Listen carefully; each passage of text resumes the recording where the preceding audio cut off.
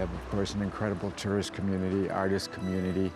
And so I think the legacy is preserving an entire community and trying to keep it as much, I can't say keep it as much the way it was, but at least preserving that history. This is really the story of Arizona, right here. People came here to get jobs, and they came here for a life.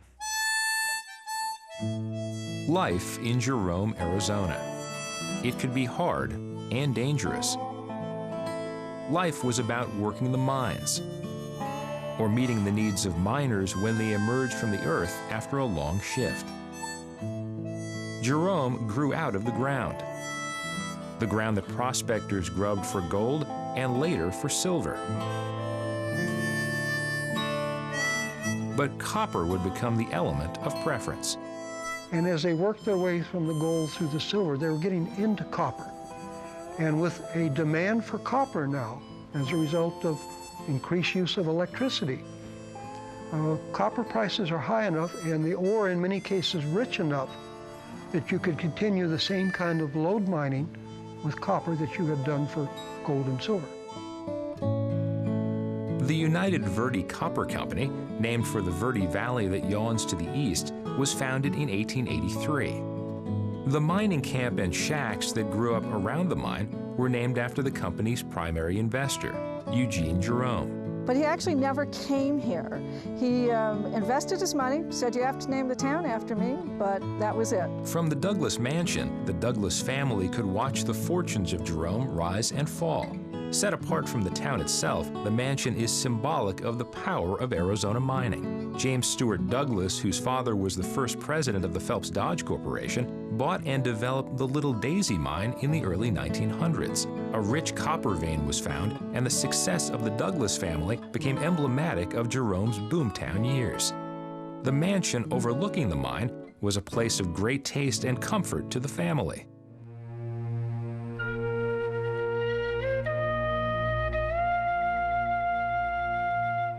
But the miners' lives were not nearly so comfortable. Generally, they might have worked 10, maybe 12-hour shifts.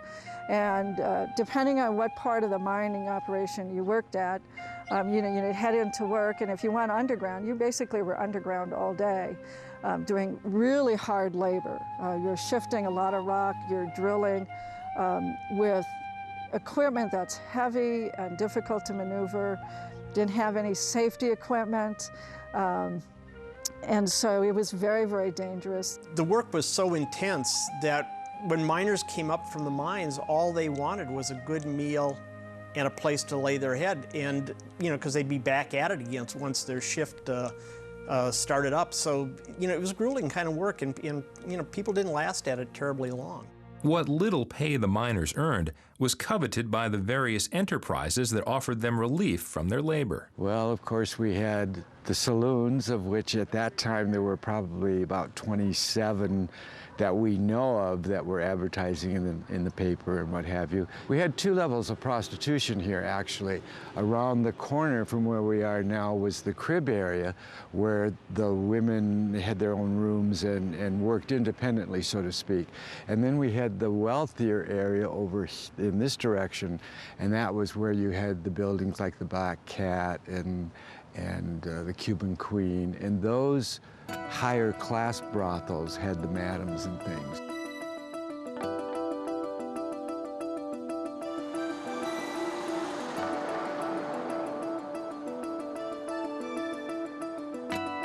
Traveling the streets of Jerome today, the past mingles with the present. Aged remnants tell a story of contrast. In its boom years, Jerome could have been described as an international city, attracting people of many nationalities, but the majority were from Mexico. The largest population was Mexicans, and they flocked to the area. They actually lived in a segregated section of town, and they were paid less, even though they were the ones that did most of the really hard labor. Probably 75% of the people who had homes here at the time ran boarding houses, actually fed the miners. They rented out the rooms in the 3 shifts that the miners worked, and particularly the Hispanic population was very much involved in running boarding houses. Steps are common in this vertical town, as well as evidence of gravity. At times, parts of Jerome slid down the mountain. You know, it was a pretty big town. We had 15,000 people that lived here. But they were also blasting all the time. Mining entails blasting the rock away.